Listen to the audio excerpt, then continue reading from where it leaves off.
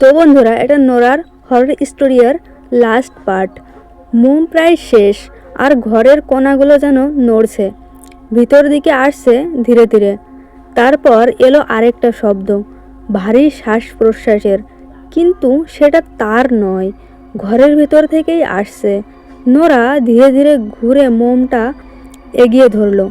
শিখাটা টেনে নিয়ে যাচ্ছে যেন শোবার ঘরের দরজার দিকে। বাতাস ভারী, বুকের উপর চাপ পড়ছে। সে ফিসফিস করে বলল, কে? শ্বাসের শব্দ থেমে গেল। তারপর এক নারী কণ্ঠ তার কানের পাশে, এখন শুনতে পাচ্ছ তো? নোরা চিৎকার করে মোম ফেলে দিল। ঘরটা ডুবে গেল অন্ধকারে। হঠাৎ কিছু ঠান্ডা আর লম্বা জিনিস ছুঁয়ে গেল তার হাত। মানুষের হাত, কিন্তু তার নয়। ভয় পেয়ে পড়ে গেল, দরজার দিকে হামাগুড়ি দিল। তালা খুলতে গিয়েছিল, দেখলো দরজা আগেই খুলে গেছে। ধীরে ধীরে সেটা নিজের থেকেই খুলে গেল।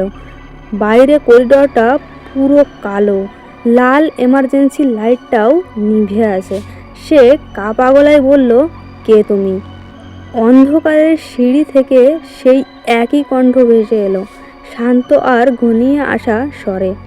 আমি একসময় তোমার উপরে থাকতাম। এক রাতে মেঝে ভেঙে নিচে পড়ে গিয়েছিলাম। তুমি তখন শুনোনি, কিন্তু আমি তোমাকে শুনেছিলাম।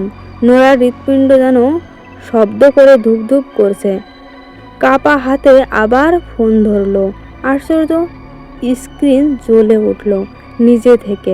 কল লক খুলে গেল, আর ফোনটা নিজেই ডায়াল। সে নাম্বারটা তার নিজের নম্বর।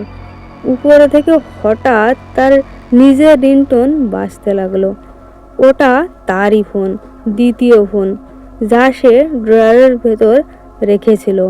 রিংটোন আরও জোরে বাজছে, মনে হচ্ছে ওপরেও ঘুরছে সিঁড়ির দিকে। আবার সেই টানাটানির শব্দ, এবার আরও ভারী, যেন কেউ নিজের শরীর টেনে আনছে মাটির ওপর। গানটা আবার শুরু হলো, কিন্তু এবার ধীর, কর্কশ। সে হঠাৎ বুঝলো এটা গান নয়, প্রতিটি সুরের মাঝে একটা হাঁপড়ের মতো শ্বাস ভাঙা, ফুসফুস দিয়ে কেউ নিঃশ্বাস নিচ্ছে। শব্দটা থেমে গেল ঠিক তার দরজার সামনে। ফোন আবার কাঁপলো। সে মেসেজ, আমাকে আর একা রেখো না। তারপর নীরবতা, অতি দীর্ঘ ঘনীভূত নীরবতা।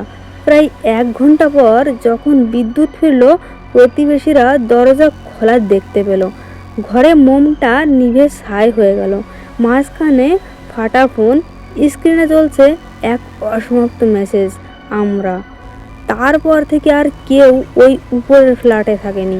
রক্ষণাবেক্ষণের লোকেরা বলে কাঠের মেঝেতে গভীর দাগ, একটি হাতের নখের মতো টেনে নেওয়া চিহ্ন।